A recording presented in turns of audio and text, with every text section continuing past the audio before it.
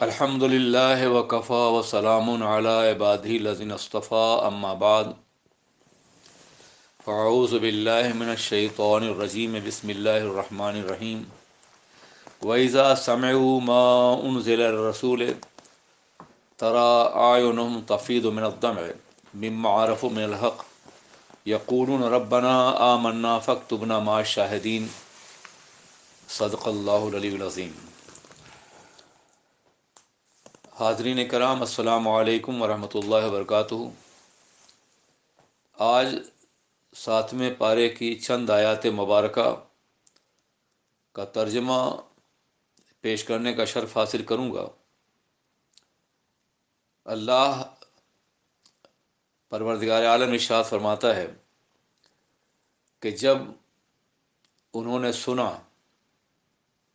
اس کلام کو جو رسول پاک پر نازل ہوا ہے، تو آپ نے ملاحظہ فرمایا کہ ان کی آنکھیں آنسوؤں سے بھری ہوئی تھیں، آنسو بہا رہی تھیں، اس لیے کہ انہوں نے حق کو پہچان لیا تھا اور وہ کہتے تھے اے ہمارے رب، ہم ایمان لائے تو ہمیں حق کے گواہوں میں شامل فرما لے، ہمارا نام شاہدین میں لکھ دے۔ اور ہم کیوں ایمان نہ لائیں جب کہ ہمارے پاس حق آ چکا ہے، اور ہم امید رکھتے ہیں کہ ہمارا پروردگار صالح قوموں میں ہم کو داخل فرما دے گا۔ تو اللہ تبارک و تعالیٰ نے ان کی خواہش کے مطابق انہیں جنتوں کے ذریعے ثواب عطا فرمایا، جس کے نیچے نہریں جاری ہیں، اس میں ہمیشہ رہیں گے، اور یہ نیکوکاروں ہی کی جزا ہے، ان کا بدلہ ہے۔ یہ آیت کریمہ اس وقت نازل ہوئی تھی، اس وقت کے بارے میں کہ جب مکہ مکرمہ سے اللہ کے رسول علیہ الصلاۃ والسلام کے فرمان کے مطابق کفار قریش کی زیادتیوں اور مظالم سے تنگ آ کر مسلمانوں نے حبشہ کی طرف ہجرت کیا تھا۔ حبشہ جس کو آج کل ایتھوپیا کہتے ہیں۔ اس زمانے میں وہاں عیسائی حکمراں تھے، اور وہ جناب عیسیٰ علیہ السلام کے حقیقی فالوور تھے۔ بادشاہ کا نام نجاشی تھا۔ تو اللہ کے رسول علیہ الصلاۃ والسلام نے پہلے 17 صحابہ کو معاف کیجیے گا، اور پھر مزید قافلے جاتے رہے، یہاں تک ان کی تعداد 80 تک ہو گئی۔ جب وہاں وہ پہنچے تو کفار مکہ کو یہ خیال آیا کہ ہمیں ان کو واپس لانا چاہیے تاکہ مزید ہم مشق ستم کر سکیں، ان پہ زیادتی کر سکیں۔ ایک وفد گیا نجاشی کے دربار میں، اور اس وفد کے قائد نے یہ کہا کہ اے بادشاہ، یہ لوگ ہمارے رشتہ دار ہیں، ہمارے شہر کے رہنے والے ہیں، ہم سے ناراض ہو کے یہاں آ گئے ہیں، آپ انہیں ہمارے ساتھ واپس کر دیجیے۔ تو بادشاہ نے کہا کہ انہوں نے پناہ لی ہے، اور پناہ دینے والے کبھی واپس نہیں کیا کرتے ہیں۔ میں ان سے پوچھوں گا کہ آخر انہوں نے اپنا وطن کیوں چھوڑا، اپنے شہر سے کیوں الگ ہوئے۔ تو نجاشی نے اپنے دربار میں مہاجر مسلمانوں کو بلایا اور ان سے پوچھا کہ آپ لوگوں نے مکہ کیوں چھوڑا اور یہاں آنے کی زحمت کیوں گوارا کی۔ تو حضرت جعفر رضی اللہ تعالیٰ عنہ کھڑے ہوئے اور آپ نے کہا اے بادشاہ، ہم گمراہ تھے، ایک دوسرے قتل کرتے تھے، شراب پیتے تھے، ناحق مال کھاتے تھے، اور بھی بہت سی برائیاں ہمارے معاشرے میں موجود تھیں، یہاں تک کہ اللہ کو ہم پہ رحم آیا اور اللہ نے اپنا پیغمبر بھیجا۔ انہوں نے تعلیم دی کہ ہم صرف ایک اللہ کی پرستش کریں، صرف ایک اللہ کو پوجیں، بتوں کی پوجا نہ کریں، لوگوں کا مال ناحق نہ کھائیں، ایک دوسرے پہ ظلم نہ کریں، کسی کو ناحق قتل نہ کریں، کسی کو نہ ستائیں۔ ان تعلیمات سے ہم متاثر ہوئے اور ہم نے اپنے پیغمبر کی دعوت کو قبول کی اور ہم مسلمان ہو گئے۔ اب یہ لوگ جو یہاں آئے ہیں ہمیں لینے کے لیے، یہ دوبارہ ہمیں واپس لے جانا چاہتے ہیں تاکہ یہ ہمیں مجبور کریں کہ ہم بتوں کا سجدہ کریں اور اس برے معاشرے میں پھر ضم ہو جائیں جو معاشرہ کے ہمارے اسلام سے لانے سے پہلے وہاں تھا۔ اس لیے ہم یہاں آ گئے ہیں اس امید پر کہ آپ بھی اہل کتاب ہیں اور جو پیغمبر اعظم تشریف لائے ہیں ان پہ بھی کتاب نازل ہو رہی ہے، اس لیے ہمیں امید ہے کہ آپ ہمیں پناہ دیں گے۔ یہ سن کر کے نجاشی نے کہا ٹھیک ہے، آپ کو پناہ حاصل ہے۔ اب ایک دوسرا داؤ چلایا کفار مکہ کے وفد نے کہ ان سے یہ پوچھیے کہ جناب عیسیٰ علیہ السلام کے بارے میں ان کا کیا خیال ہے، ان کے بارے میں یہ کیا کہتے ہیں۔ یہ ایک بڑا ہی خطرناک حملہ تھا۔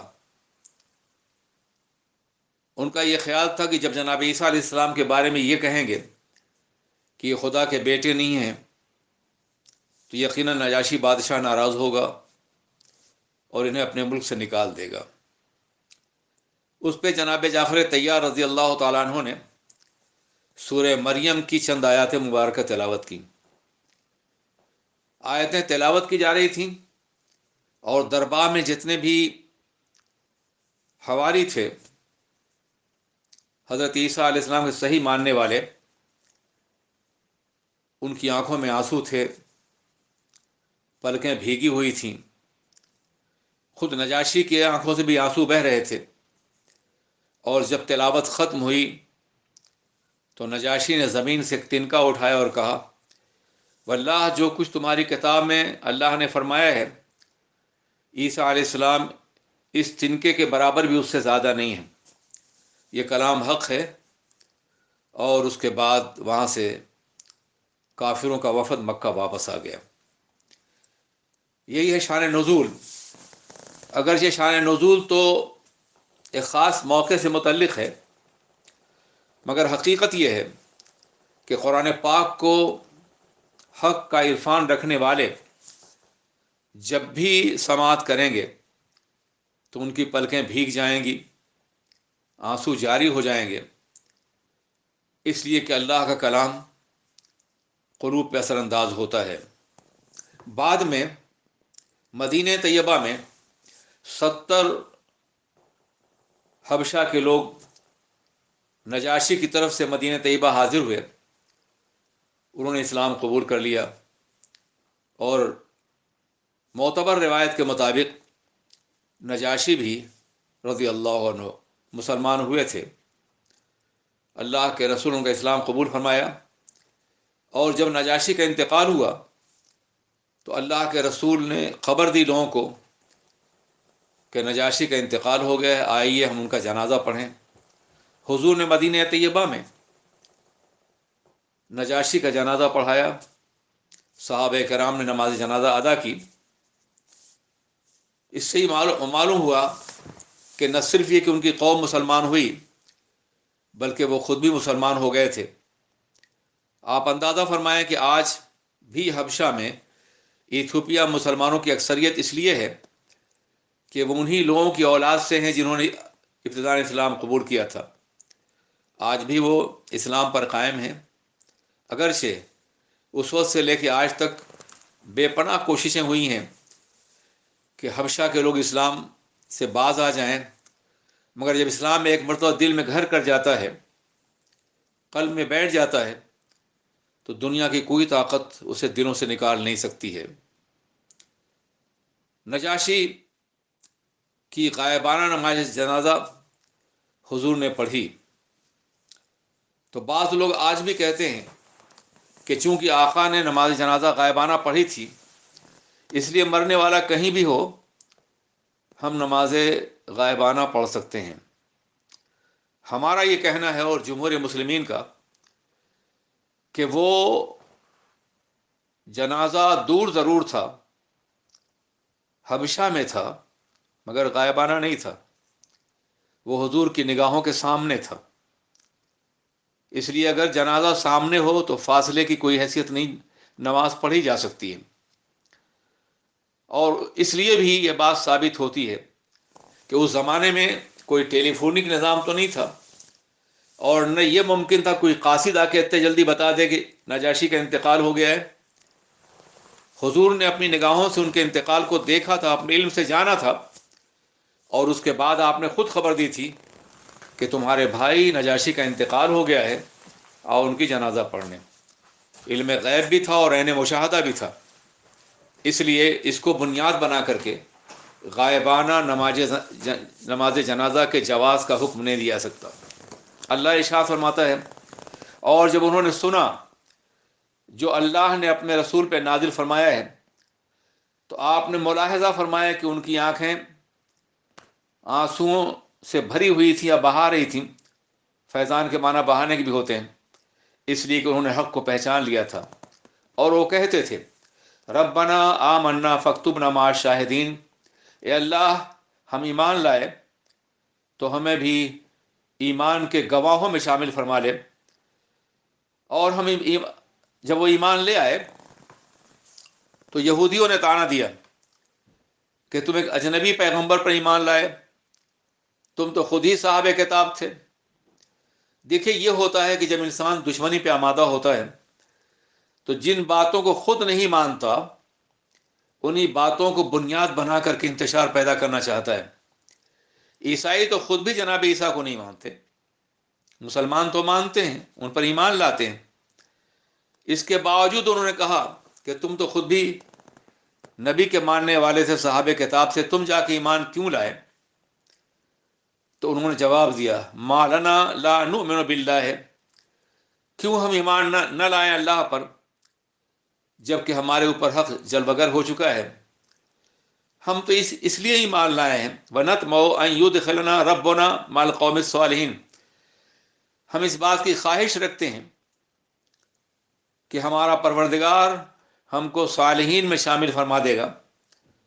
پس اللہ تبارک و تعالیٰ نے ان کو جنتوں کا ثواب عطا فرمایا جس کے نیچے نہریں جاری ہیں، وہ اس میں ہمیشہ رہیں گے. اور یہی احسان کرنے والوں کی جزا ہے، محسنین کی جزا ہے. یہ نازل تو شان نزول کے اعتبار سے خاص موقع کی ہے، مگر آج بھی جو قرآن عظیم کو اخلاص کے ساتھ پڑھے گا تو یقیناً وہ اس سے متاثر بھی ہوگا اور اس کی آنکھیں بھی بھیگ جائیں گی. وہ پلکوں کی نمی کے ساتھ اپنے پروردگار کے کلام کی تلاوت کرے گا. اور آج بھی اس کو دیکھا جا سکتا ہے اور محسوس کیا جا سکتا ہے. اللہ ارشاد فرماتا ہے کہ بلا شبہ وہ لوگ جنہوں نے کلمہ شہادت کا اقرار کیا اور حق پر ایمان لائے ان کے لیے جنتیں ہیں. والذین کفروا وکذبوا بآیاتنا اولئک اصحاب الجحیم، لیکن وہ لوگ جنہوں نے کفر کیا اور ہماری آیتوں کی تکذیب کی بلا شبہ وہ جہنم والے لوگ ہیں، یہ ان کا ٹھکانہ ہے. ایک دفعہ ایسا ہوا تھا کہ صحابہ کرام نے، جن میں جلیل القدر صحابہ بھی شامل تھے، یہ عہد کر لیا. کچھ نے کہا کہ ہم عورتوں سے تعلق نہیں رکھیں گے، کچھ نے کہا ہم مسلسل بھوکے رہیں گے، بعض نے کہا کہ ہم موٹا جھوٹا پہنیں گے، کسی نے اقرار کیا کہ ہم زمین پر آرام کریں گے، بستر پہ آرام نہیں کریں گے. جب آقائے دو جہاں سرور کائنات محمد الرسول اللہ علیہ الصلوۃ والسلام نے یہ سنا تو آپ تشریف لائے اور آپ نے لوگوں کو مخاطب کر کے کہا کہ تمہارے جسم کا تمہارے اوپر حق ہے. میں کھانا بھی کھاتا ہوں، روزہ بھی رکھتا ہوں، میں شب بیداری بھی کرتا ہوں، آرام بھی کرتا ہوں، میں وہ سارے کام کرتا ہوں جس سے انسانی زندگی کا تعلق ہے. میں نے اپنے اوپر کوئی چیز حرام نہیں کی ہے، اس لیے تم یہ روش چھوڑ دو. آقائے دو جہاں نے فرمایا، اور ان کی تائید میں قرآن پاک کی آیت کریمہ نازل ہوئی، یا ایھا الذین آمنوا لا تحرموا طیبات ما احل اللہ لکم ولا تعتدوا ان اللہ لا يحب المعتدین. اے ایمان والو، وہ پاکیزہ چیزیں جو اللہ نے تمہارے اوپر حلال کی ہیں تو ان کو اپنے اوپر حرام مت قرار دو، اور حد سے مت گزرو. اللہ حد سے گزرنے والوں کو پسند نہیں فرماتا ہے. اس سے یہ معلوم ہوا کہ جان بوجھ کر کے کسی حلال شے کو اپنے اوپر حرام قرار دے لینا یہ مناسب نہیں ہے. ہاں، کبھی کبھی زہد اور اتقاء کے راستے میں ایسا مقام آتا ہے کہ جب انسان کم خوردن، کم خفتن اور کم گفتن پر عمل کرتا ہے، کم کھانا، کم سونا، کم بات کرنا. یہ اپنے اوپر حرام کرنا نہیں ہوا، بلکہ یہ نفس کی تربیت کے لیے بعض وقت ضروری ہوتا ہے. وہ ان آیات کے منع کے حکم میں نہیں آئے گا. بزرگوں نے کہا ہے کہ اندروں استام خالی دار، تم اپنے اندرون کو پیٹو پن سے خالی رکھو، تا درو نور معرفت بینی، تاکہ تم اپنے قلب کے اندر معرفت کا نور محسوس کر سکو. یقیناً جو لوگ ترک لذات، نواز فطریہ کا ترک یہ سمجھ کے کرتے ہیں کہ اس سے اللہ راضی ہوگا، یقیناً ان کا ایسا کرنا شریعت مطہرہ کے خلاف ہے. اسلام رہبانیت کا مذہب نہیں ہے، اسلام زندگی کا مذہب ہے، اور حیات کے جو جائز تقاضے ہیں ان کا پورا کرنا بھی انسانی زندگی کے لیے ضروری ہے.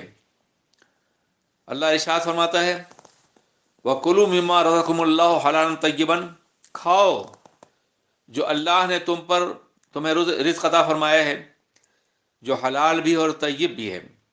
وَاتَّقُوا اللَّهَ، اللہ سے ڈرو، الَّذِي أَنْتُمْ بِهِ مُؤْمِنُونَ، کہ جس کے اوپر تم ایمان لائے ہو. اب یہاں صحابہ کرام کو یہ احساس ہوا کہ ہم نے قسم کھا لی تھی، تو ہماری قسم کا کیا ہوگا؟ کیا ہم گناہ گار ہوں گے؟ ایسے گناہ گار جس پہ ہمارا مواخذہ ہو؟ تو اللہ نے ان کے اس خیال کے جواب میں یہ آیت کریمہ نازل کی، لا یؤاخذکم اللہ باللغو فی ایمانکم.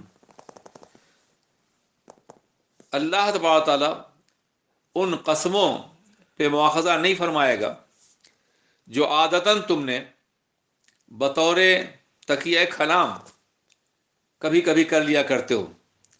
آج آپ کسی عرب سے ملاقات کیجئے، کوئی بھی ڈیلنگ ہو، واللہ باللہ تاللہ سینکڑوں بار کہے گا. ایسے ہی اور جگہوں بھی یہ رواج ہے، اگرچہ یہ رواج اچھا نہیں ہے کہ اللہ کی ذات کو بیچ میں لا کر کے قسم کھا کے اپنا مال بیچا جائے، لوگوں پہ اپنا یقین قائم کیا جائے. یہ مناسب نہیں ہے، مگر یہ عادتاً اگر کسی نے کہا ہے تو کبھی کبھی اس کا مواخذہ نہیں ہوتا. وَلَٰكِن يُؤَاخِذُكُم بِمَا عَقَّدتُّمُ الْأَيْمَانَ، لیکن اگر تم نے قسم ارادے سے کھائی ہے تو یقیناً اس پر تمہارا مواخذہ ہوگا اور تم سے سوال کیا جائے گا. پس اگر ایسا ہو تو اس کا کفارہ ادا کر دو. فکفارتہ اطعام عشرۃ مساکین، فکفارتہ اطعام عشرۃ مساکین، تو اس کا کفارہ 10 مسکینوں کو کھانا کھلانا ہے. من اوسط ما تطعمون اہلیکم او کسوتہم، اس اوسط سے جو تم اپنے گھر والوں کھلاتے ہو، خود کھاتے ہو. یہ ایک معیار بتا دیا گیا کہ ایسا نہیں ہے کہ جب مساکین کو کھلانا ہو تو کوئی معمولی سی غذا فراہم کر دو صرف قسم کے کفارے کے لیے، بلکہ اس معیار سے انہیں کھلاؤ جس معیار سے تم اپنے بچوں کو کھلاتے ہو اور خود کھاتے ہو، تب جا کے قسم کفارہ پورا ہوگا، یا پھر انہیں لباس پہناؤ، یا پھر ایک غلام کو آزاد کرو، 10 مسکینوں کو دونوں وقت کھانا کھلاؤ، اور ایسا کھانا کھلاؤ جو تم خود کھاتے ہو، یا انہیں کپڑا پہناؤ، یا پھر ایک غلام آزاد کرو۔ یہ تینوں شکلیں اگر ممکن نہیں ہیں تو 3 دن مسلسل روزہ رکھو۔ یہ تمہاری قسموں کا کفارہ ہے جس کو تم نے توڑ دیا۔ اذا حلفتم، جب تم قسم کھا لو اور وہ قسم توڑنی پڑ جائے یا تم توڑ رہے ہو، تو پھر 10 مسکینوں کو کھانا کھلاؤ، انہیں لباس پہناؤ، کوئی ایک عمل، یا ایک غلام آزاد کرو۔ یہ بھی اسلام کی بہت بڑی خوبی ہے کہ اس زمانے میں جب غلامی کا رواج بے پناہ تھا، ہر گھر میں غلام ہوا کرتے تھے، رسول پاک کی رحمت نے یہ گوارا نہیں کیا کہ انہیں غلام بنائے رکھا جائے، تو باضابطہ مستوى العبادہ، عبادت کے برابر ان کا مقام دے دیا گیا۔ روزہ چھوڑ دو غلام آزاد کرو، قسم کھا لو تو غلام آزاد کرو، کوئی غلطی ہو جائے تو غلام آزاد کرو، جمعہ کا دن آئے تو غلام آزاد کرو۔ چنانچہ ایک ایک صحابہ نے سینکڑوں غلام آزاد کیے اپنی زندگی میں، اور اس طرح سے سلیوری کا خاتمہ کر دیا اللہ کے رسول تاجدار دو عالم نے، اور غلاموں پہ یہ مہربانیاں فرمائیں۔ یہ ان کا احسان عظیم تھا۔ قرآن پاک بھی غلاموں کی آزادی کو عبادت کا قائم مقام قرار دیتا ہے۔ قسم کھانا ایک جرم ہے، غلط قسم یا توڑ دینا ایک جرم ہے، اور اس کے بدلے میں اگر تم اللہ سے معافی چاہتے ہو تو غلام کو آزاد کرو، اور اگر یہ ممکن نہیں ہے تو 3 روز تک مسلسل روزے رکھو۔ وَاحْفَظُوا أَيْمَانَكُمْ، اس کے بعد اللہ فرما رہا ہے کہیں ایسا نہ ہو کہ سرمایہ دار لوگ، دولت مند لوگ جن کے پاس ہر وقت موجود ہے، وہ جھوٹی قسمیں کھا کھا کے یا قسمیں توڑ توڑ کے اور پھر یہ سمجھ لیں کہ چلو کفارہ ادا ہو جائے گا، کوئی بات نہیں ہے۔ یہ اس حالت میں ہے کہ جب تم سے ایسی حرکت ہو گئی ہے جیسا کہ اس واقعے میں موجود ہے، ارادتاً ہو گئی ہے، مگر تمہارا ارادہ نہیں تھا قسم توڑنے کا، اب اگر ٹوٹ گئی ہے تو پھر یہ کفارہ ادا کرو۔ وَاحْفَظُوا أَيْمَانَكُمْ، پھر اللہ تاکید فرما رہا ہے کہ خبردار اس کو عادت نہ بنا لو، بلکہ اپنی قسموں کی حفاظت کرو۔ جو قسم کھا لیتے ہو اسے پورا کرنے کی ہر ممکن کوشش کرو۔ یہ اس لیے ہے تاکہ اللہ تم پہ اپنی آیتیں روشن فرما دے، تاکہ تم خدا کی بارگاہ میں شکر گزار ہو جاؤ۔ اس کے بعد اللہ ارشاد فرماتا ہے، یا ایھا الذین آمنوا انما الخمر والمیسر والانصاب والازلام رجس من عمل الشیطان فاجتنبوہ لعلکم تفلحون۔ اے ایمان والو، بے شک شراب، جوا، بتوں کا نصب کرنا اور تیروں کا پھینکنا پانسے کا، یہ ناپاکیاں ہیں اور شیطان کا عمل ہیں، اس سے بچو تاکہ تم فلاح پا جاؤ۔ حضرات، ان میں جن نواہی کا حکم دیا گیا ہے ان سے بچو، وہ ہیں شراب۔ سب سے پہلی چیز، شراب کو ام الخبائث کہا گیا ہے، تمام برائیوں کی ماں ہے، تمام برائیوں کی جڑ ہے۔ شراب ایک برائی نہیں ہے، شراب پینے والا بہت سے برائیوں کا ارتکاب کرتا ہے۔ بڑا گہرا تعلق ہے شراب کا زنا سے۔ جہاں شراب کی کثرت ہوگی وہاں زناکاری بھی ہوگی، جنسی آوارگی بھی ہوگی، بے حیائی بھی ہوگی، بے شرمی بھی ہوگی، بے غیرتی بھی ہوگی، ریپ بھی ہوگا، قتل بھی ہوگا۔ یہ سب کچھ شراب کے بطن سے پیدا ہوتا ہے۔ اس لیے سب سے پہلے اللہ نے مسلمانوں پہ شراب کو حرام قرار دیا۔ آپ اندازہ فرمائیں، ایک شرابی تنہا اپنے کو نقصان نہیں پہنچاتا، جب شراب کی عادت بڑھ جاتی ہے تو پھر وہ بچوں کا حق مارتا ہے۔ اپنی بیویوں کا حق مارتا ہے، اپنی ماں کا گلا دبا دبا کر کے اس سے پیسے چھین کر کے شراب پیتا ہے۔ ایسے ہزاروں کیسز معاشرے میں پھیلے ہوئے ہیں، بچے بلکتے رہتے ہیں، بھوکے رہتے ہیں اور وہ شراب پی رہا ہے، بیویاں تڑپتی رہتی ہیں اور شوہر شراب پی رہا ہے۔ اور پھر سب سے بڑی بات یہ ہے کہ شراب سے انسانی صحت تباہ ہو جاتی ہے۔ آج اس ماڈرن دور میں بھی جہاں شراب کو شیر مادر سمجھا جاتا ہے، آپ کسی ڈاکٹر کے پاس جائیں تو سب سے پہلے پوچھے گا تم پیتے تو نہیں ہو، تو اسموک تو نہیں کرتے ہو۔ یہ سوالات اس لیے کیے جاتے ہیں کہ انسان کی زندگی کے امراض کا بہت گہرا تعلق، خواہ وہ کینسر ہو، خواہ وہ ہارٹ ہو، خواہ وہ معدے کی خرابی ہو، خواہ وہ کسی اور کوئی اور مرض ہو، شراب سب میں اپنا رول ادا کرتی ہے، انسانی صحت کو تباہ کر دیتی ہے، انسان کو برباد کر دیتی ہے۔ ایک نقصان اور بھی ہوتا ہے، شرابی کی عمر صحت کے اعتبار سے بھی کم ہو جاتی ہے، اور اگر اپنی عمر طبیعی کو پہنچ بھی گیا تو بھی کم ہوتی ہے، اس لیے کہ جو زمانہ ہوش کا زمانہ ہے وہی عمر کا زمانہ ہے، اور جو بے ہوشی کا زمانہ ہے، غفلت کا، اسے عمر میں شامل نہیں کیا جائے گا۔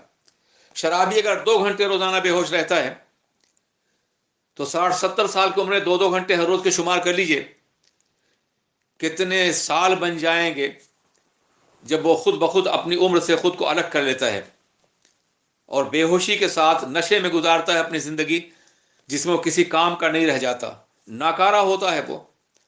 اس لیے شراب کی حرمت کا اعلان فرمایا گیا۔ آپ اندازہ فرمائیں کہ آج سے 1400 سال پہلے شراب کو حرام قرار دے کر کے سرور کائنات محمد الرسول اللہ علیہ الصلاۃ والسلام نے کروڑوں افراد کی زندگیاں بچا لی اور آج بھی بچا رہے ہیں۔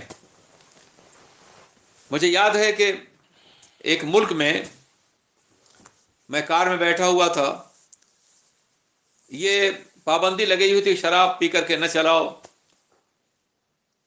تو پولیس والا وہ مشین لے کے آیا جسے شراب کے منہ کے سامنے رکھ کر کے سانس لینے کہتے ہیں، لیکن جب دیکھا ہم مسلمان ہیں تو کہا جائیے۔ مسلمانوں کو دیکھ کے کبھی بھی انہوں نے اس بات کی کوشش نہیں کی کہ وہ شراب کے بارے میں ٹیسٹ کرتے ہوئے نظر آئیں۔ اگر یہ جان جاتے ہیں یہ مسلمان ہیں تو یقیناً وہ پرہیز کرتے ہیں شراب کو ٹیسٹ کرنے سے، انہیں معلوم ہے کہ یہ شراب نہیں پیتے ہیں۔ بعض وقت ڈاکٹر بھی اگر دیندار مسلمان کو دیکھتے ہیں تو یہ پوچھنے کی زحمت نہیں گوارا کرتے کہ آپ پیتے ہیں یا نہیں پیتے ہیں۔ اس کے ساتھ ساتھ نہ معلوم کتنے جھگڑوں کا سبب بنتی ہے شراب خانوں میں جھگڑے ہوتے ہیں، جو مار پیٹ ہوتی ہے وہ بھی شراب کی بنیاد پر ہوتی ہے۔ اس لیے شراب کو حرام قرار دیا گیا۔ یہ آقائے دو جہاں کی رحمت کا ایک حصہ ہے جو قرآن پاک کے ذریعے دنیا کو عطا کیا جا رہا ہے۔ والمیسر، دوسری برائی جوا ہے۔ اب جوا ایک ایسی برائی ہے کہ جس کی بنیاد پر آئے دن جھگڑے ہوتے ہیں، نقصانات ہوتے ہیں۔ میسر کہتے ہیں آسانی سے حاصل ہو جانے والی چیز۔ چونکہ جوا میں کوئی محنت نہیں کرتا ہے آدمی، بلکہ آسانی سے کسی دوسرے کا مال حاصل کر لیتا ہے، بغیر کمائے ہوئے، بغیر محنت کیے ہوئے، بغیر کسی حق کے کسی کا مال حاصل کرنا یوں بھی ناجائز ہے، اور جوئے کو شراب کے ساتھ ہی حرام قرار دیا گیا ہے، اس لیے کہ اس میں کئی آدمیوں کا مال سمٹ کر کے کسی ایک آدمی کے پاس آ جاتا ہے، اور بعض لوگ تو جوئے میں اپنی پوری زندگی کو ہار جاتے ہیں، اپنا سب کچھ گنوا دیتے ہیں، اپنا سب کچھ ضائع کر دیتے ہیں۔ میں ایسے لوگوں کو جانتا ہوں جنہوں نے قرض لیا، جوئے میں ہار گئے، اور پھر زندگی میں قرض کبھی ادا نہیں کر سکے اور وہ منظر سے غائب ہو گئے۔ اسی طریقے سے ایسے بھی واقعات پیش آئے ہیں کہ لوگ اپنی بیویوں کو جوئے میں ہار گئے، بلکہ تاریخی انسانی بڑا ایک دردناک واقعہ اسی ملک کا ہے کہ وہاں بیوی کو جوئے میں ہارنے کے بعد ایک بڑی جنگ ہو گئی تھی۔ اس سے آپ اندازہ کریں کہ یہ کتنا خطرناک عمل ہے اور کس قدر بے غیرتی ہے کہ انسان اپنی بیوی کو بعض وقت اپنی پراپرٹی کو، اپنی جائیداد کو رکھ کر کے اور پھر ہار جائے اسے۔ اسلام سعی و عمل کا مذہب ہے، کوشش پہم کا مذہب ہے۔ اسلام ہاتھ سے کمانے کو اور محنت سے مزدوری کر کے حاصل کرنے کو، کاروبار کرنے کو، نوکری کرنے کو کی تاکید کرتا ہے کہ تم جو کماؤ وہ حلال طریقے سے ہو اور جائز طریقے سے ہو۔ ہزاروں افراد کا مال لوٹ کر کے جوا کے ذریعے سے اپنے گھر میں بھر لو، یہ آسانی کی روزی، تو یہ آسانی کا عمل، معافی روزی نہیں، روزی وہ ہے جو حلال ہے، یہ آسانی کی دولت حرام ہے اسلام میں۔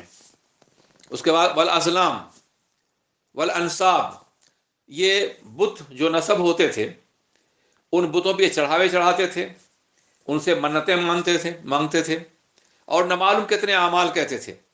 تو تنصیب اصنام کو انصاب کے نام سے یاد کیا گیا ہے۔ اور ازلام، یہ لوگ تیر پھینک کر کے قسمت کا پتہ لگاتے تھے۔ کبھی تیر اگر اپنے نشانے پہنچا یا صحیح مقام پہ پہنچا تو صحیح ہے ورنہ غلط ہے۔ اس طرح کے اور بہت سی فال لیتے تھے تیر کے ذریعے سے، اس لیے اس کو بھی حرام قرار دیا گیا ہے۔ اور لفظ حرام استعمال نہیں کیا شریعت نے، بلکہ رجس کہا ہے۔ رجس، حرام جو ہے یہ متضاد معنی رکھتا ہے اپنے اندر۔ حرام اسے بھی کہ جو منع کر دیا گیا ہو، اور حرام احترام کے معنی بھی ہے۔ اس لیے یہ عمل اتنے ناپاک ہیں کہ اللہ نے اس کو رجسم من عمل الشیطان، پہلے کہا یہ ناپاکی ہے۔ ناپاکی تو بہت طرح کی ہوتی ہے، دنس بھی ناپاکی ہے، اور بھی الفاظ ہیں ناپاکی کے لیے، مگر یہاں رجس کہا گیا ہے۔ رجس اس ناپاکی کہتے ہیں جو سڑی ہوئی ہو، جس سے بدبو اٹھ رہی ہو، تو اسے ناپاکی کہا گیا ہے۔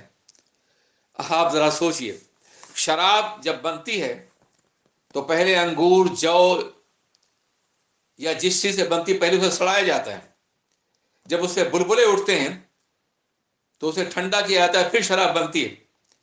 تو یہ سڑی گلی ہوئی، سڑا گلا ہوا مشروب انتہائی شاندار بوتلوں میں، خوبصورت پیمانوں میں دنیا میں فروخت ہو رہا ہے، اور دنیا اسے شوق سے پی رہی ہے۔ اسلام نے اسے ناپاک قرار دیا ہے۔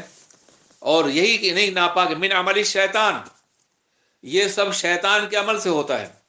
شیطان شراب پینے کی تلقین کرتا ہے، شیطان جوا کھلواتا ہے، شیطان انصاب و ازلام مبتلا کرتا ہے، تاکہ انسان اپنے کو تباہ کر لے، خدا کا باغی بھی ہو جائے، معاشرے کا بھی، اور گھر سے بھی نفرتیں سمیٹے۔ فَاجْتَنِبُوهُ لَعَلَّكُمْ تُفْلِحُونَ، تو اے لوگو اجتناب کرو، بچو ان باتوں سے، شراب سے، جوئے سے، انصاب و ازلام سے، تاکہ تمہیں فلاح مل جائے۔ اس کا مطلب یہ ہے کہ جو مبتلا شراب اور جوا میں ہوگا، انصاب و ازلام میں مبتلا ہوگا، وہ فلاح یافتہ نہیں ہوگا، نجات اس کو نہیں ملے گی۔ اس لیے حصول نجات کے لیے ضروری ہے کہ انسان ان باتوں سے مکمل طور پر پرہیز کرے، اسے حرام تصور کرے۔ اب اللہ وجہ بیان کرتا ہے کہ ہم نے کیوں انہیں حرام قرار دیا ہے، کیوں انہیں ناپاکی قرار دیا ہے۔ اس لیے کہ یہ شیطانی عمل ہے۔ انما یرید الشیطان ان یوقع بینکم العداوۃ والبغضاء، شیطان کا یہ ارادہ ہے، شیطان چاہتا ہے کہ تمہارے درمیان دشمنی اور عداوت پیدا کر دے، تم آپس میں شراب، جوا، ان تمام باتوں مبتلا ہو کر کے آپس میں دشمنی پیدا کرو، ایک دوسرے سے لڑو اور تباہ ہو جاؤ، شراب کے ذریعے سے اور جوئے کے ذریعے سے۔ وَيَصُدَّكُمْ عَنْ ذِكْرِ اللَّهِ، اور سب سے بڑی بات یہ ہے کہ جو شرابی اور جوا کا شکاری ہوگا، جو مبتلا ہوگا، وہ ذکر اللہ نہیں کر سکتا ہے۔ شراب کے نشے میں نماز کے وقت کا اسے احساس نہیں ہوگا، پہلے اس کا ذکر ہو چکا ہے۔ اسی طرح سے جوئے کے عالم میں اتنا منہمک ہوگا کہ نہ اسے نماز کا احساس ہوگا، نہ عبادت اور طاعت کا احساس ہوگا۔ اس لیے جوا بھی حرام قرار دیے گئے۔ ساری برائیوں کے ساتھ ساتھ ایک بڑی برائی یہ بھی ہے کہ یہ چیزیں تم کو اللہ کے ذکر سے اور نماز سے روک دیتی ہیں۔ فَهَلْ أَنْتُمْ مُنْتَهُونَ، تو کیا تم رک جاؤ گے اس کے بعد؟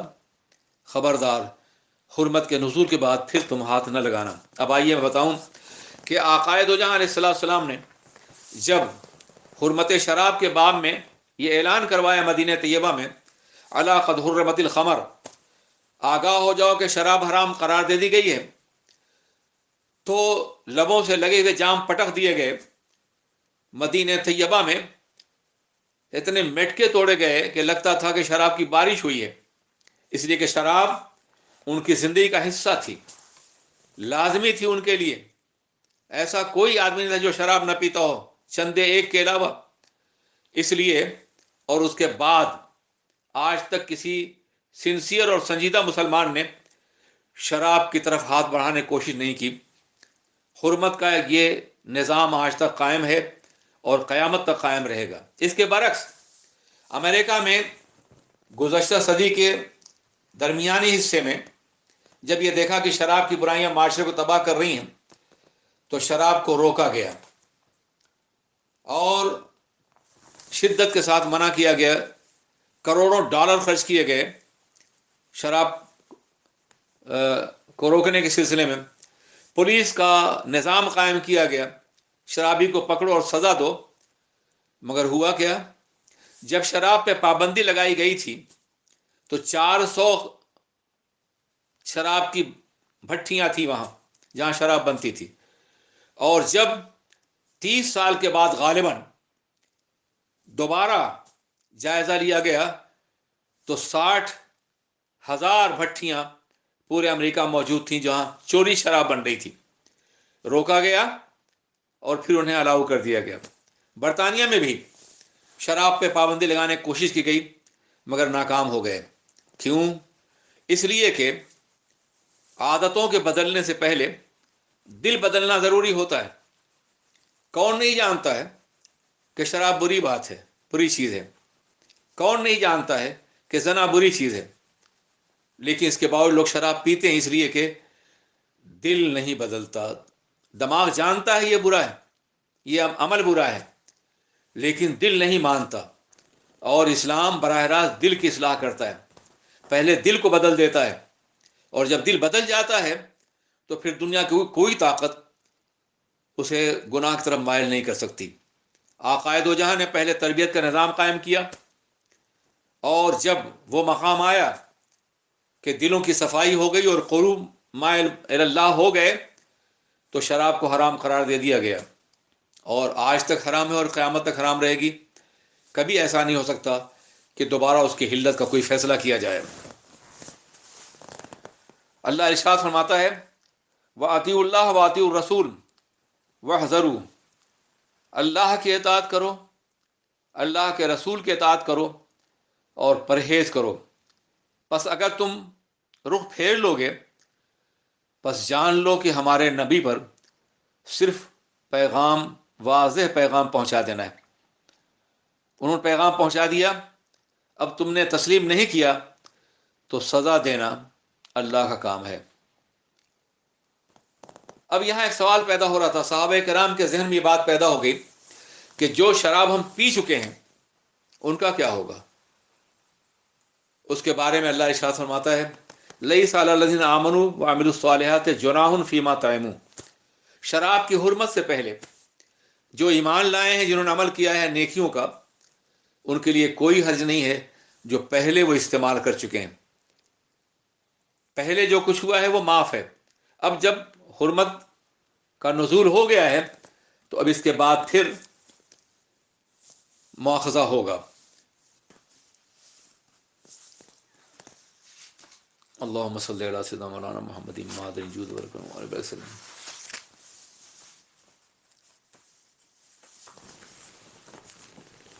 حضرات، اس سورت کا نام سورہ مائدہ ہے۔ مائدہ کے معنی دسترخوان کے ہوتے ہیں جس پہ کھانا کھایا جاتا ہے۔ اس سورت کا نام سورہ مائدہ کیوں ہے؟ اس سے متعلق ایک بڑا اہم واقعہ ہے۔ حواری جو حضرت عیسیٰ علیہ السلام کے صحابی تھے، جو ان پر ایمان لائے تھے، جب اللہ نے حواریین کو حکم دیا کہ وہ ایمان لائیں ہمارے رسول پر، تو انہوں نے اقرار کیا آمنا واشہد بأننا مسلمون، ہم ایمان لائے اور گواہ ہو کہ ہم بلا شبہ اسلام لانے والوں میں ہیں۔ جب اسلام لے آئے تو انہوں نے حضرت عیسیٰ علیہ السلام سے ایک بات کہی کہ آپ اللہ سے دعا کیجئے کہ اللہ ہمارے اوپر آسمان سے دسترخوان نازل کرے جس میں نعمتیں چنی ہوئی ہوں۔ اللہ فرما رہا ہے کہ وَإِذْ قَالَ الْحَوَارِيُّونَ يَا عِيسَى ابْنَ مَرْيَمَ، اور جب حواریوں نے یہ کہا کہ اے عیسیٰ ابن مریم، یہ انداز ہے ان کا اپنے نبی کے نام لینے کا۔ یاد رکھیے کہ مسلمانوں کو یہ الاؤ نہیں کیا گیا ہے کہ سرور کائنات کا نام عام انسانوں طرح سے لیں یا محمد نہیں کہہ سکتے، حالانکہ محمد نام تو خود ہی بڑا عظیم ہے۔ محمد کے معنی ہوتے ہیں الذی یحمد بعد حمد، جس کی ہمیشہ تعریف کی جائے۔ نام ہی تعریف ہے، نام ہی ثنا ہے، نام ہی ایک مکمل نعت ہے، مگر پھر بھی عام انسانوں کی طرح انہیں بلانے کی اجازت نہیں دی گئی، یا رسول اللہ، یا حبیب اللہ، یا نبی اللہ۔ اور خود قرآن عظیم میں تمامی انبیاء کرام کے نام اللہ نے لیے ہیں، مگر سرور کائنات کے نام کے جب بھی مخاطب کیا تو یا ایھا الرسول، یا ایھا النبی، یا ایھا المزمل، یا ایھا المدثر۔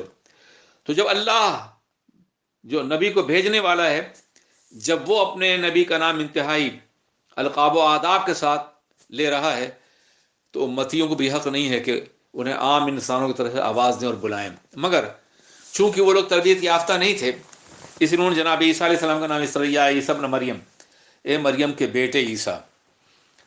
یا پھر یہ کہہ سکتے ہیں کہ ابھی نئے نئے دین میں داخل ہوئے تھے، ابھی ان کی تربیت نہیں ہو پائی تھی۔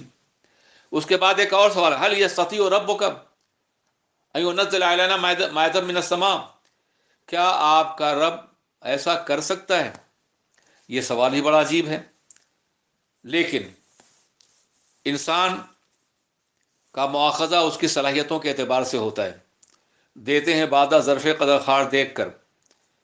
ابھی وہ اسلام لائے ہیں، جناب عیسیٰ پہ ایمان لائے ہیں، ابھی اللہ کی ذات اور صفات کے باب میں ان کی معلومات اتنی نہیں ہیں کہ اس لفظ کو محسوس کر سکیں کہ کیا آپ کا رب استطاعت رکھتا ہے۔ ایک مسلمان کبھی یہ نہیں کہے گا، وہ جانتا ہے اللہ قادر مطلق ہے، غنی اور بے نیاز ہے، لیکن پھر بھی ان ینزل علینا مائدۃ من السماء، کہ ہمارے اوپر آسمان سے دسترخوان نازل فرمائے۔ قال اتقوا اللہ ان کنتم مؤمنین، تو جناب عیسیٰ نے کہا اللہ سے ڈرو، اگر تم مومن تو یہ کیسا سوال کر رہے ہو؟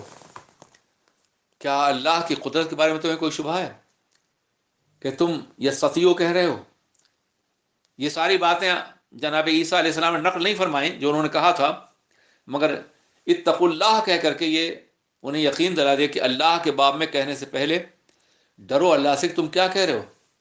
تب انہوں نے کہا قالوا نريد ان ناكل منها وتطمئن قلوبنا، ہم اس لیے کہہ رہے ہیں کہ تاکہ ہم اس دسترخوان سے کھائیں اور ہمارے دل مطمئن ہو جائیں، یعنی اطمینان قلبی بطور مشاہدہ ہو جائے، اور ہم یہ جان لیں کہ آپ نے سچ فرمایا ہے اور ہم اس کے گواہ بھی بن جائیں۔ تب جناب عیسیٰ علیہ السلام نے اپنے اللہ سے دعا کیا، قال عیسیٰ ابن مریم اللہم ربنا انزل علینا مائدۃ من السماء، اے ہمارے رب ہم پر آسمان سے دسترخوان اتار، تکون لنا عیدا لاولنا وآخرنا، تاکہ دسترخوان کا اترنا ہمارے لیے عید بن جائے، ہمارے لوگوں کے لیے بھی جو موجود ہیں اور آنے والے لوگوں کے لیے بھی، اور تیری طرف سے عظیم معجزہ اور نشانی بن جائے۔ وارزقنا وانت خیر الرازقین، اے اللہ ہمیں روزی عطا فرما اور بے شک تو بہترین روزی عطا فرمانے والا ہے۔ اللہ نے ارشاد فرمایا قال اللہ انی منزلها علیکم، ہاں میں نازل کروں گا تم پر، مگر اس شرط کے ساتھ کہ اگر دسترخوان کے نزول کو دیکھ کر کے بھی کوئی کفر کرے گا تو میں اسے دردناک عذاب دوں گا۔ فمن یکفر بعد منکم فانی اعذبہ عذابا لا اعذبہ احدا من العالمین، پس اگر تم میں کوئی اس کے بعد کفر کرے گا تو میں اسے ایسا عذاب دوں گا کہ اس سے پہلے عالمین میں نے کسی کو نہیں دیا ہوگا۔ یہاں سے مفسرین اور علماء تحقیق نے یہ کہا ہے کہ جب کوئی قوم اپنے نبی سے معجزہ طلب کرے اور نبی معجزہ دکھا دیں اور پھر وہ قوم ایمان نہ لائے تو اس قوم پر یقیناً عذاب نازل ہو جائے گا۔ یہی وجہ ہے کہ سرور کائنات محمد الرسول اللہ علیہ السلام نے بہت سے معجزات دکھائے بغیر طلب کے، لیکن طلب کے بعد کبھی کبھی آپ نے معجزہ نہیں دکھایا، اس لیے اگر ہم نے دکھایا اور یہ ضدی قوم معجزے پہ ایمان نہ لائی تو اللہ کا عذاب آ جائے گا۔ یہ بھی رحمت عالم کے رحمت للعالمین تھی کہ انہوں نے معجزات نہیں دکھائے مطالبے کے باوجود بعض حالات میں۔ حضرات، یہاں سے ایک بات اور بھی مفسرین لکھی ہے کہ انہوں نے کہا تھا کہ اللہ ہم پہ دسترخوان نازل فرما تاکہ ہمارے لیے اور ہمارے بعد والوں کے لیے عید ہو جائے۔ پتہ چلا کوئی نعمت ملے، کوئی خوشی ملے اللہ کی طرف سے تو اس پر عید منانا جائز ہے۔ بتائیے اللہ کے رسول سے بڑی کوئی نعمت ہو سکتی ہے؟ ان سے بڑا کوئی انعام ہو سکتا ہے؟ اس لیے ان کے یوم میلاد کو بطور عید منانا، عید میلاد، یہ صرف جائز ہی نہیں ہے بلکہ سنت ہے اور بالواسطہ مطالبہ ہے قرآن عظیم کا۔ پروردگار عالم ہمیں حق پہ قائم رکھے اور اپنے نبی سے بے پناہ محبت کی توفیق عطا فرمائے۔ السلام علیکم ورحمۃ اللہ وبرکاتہ۔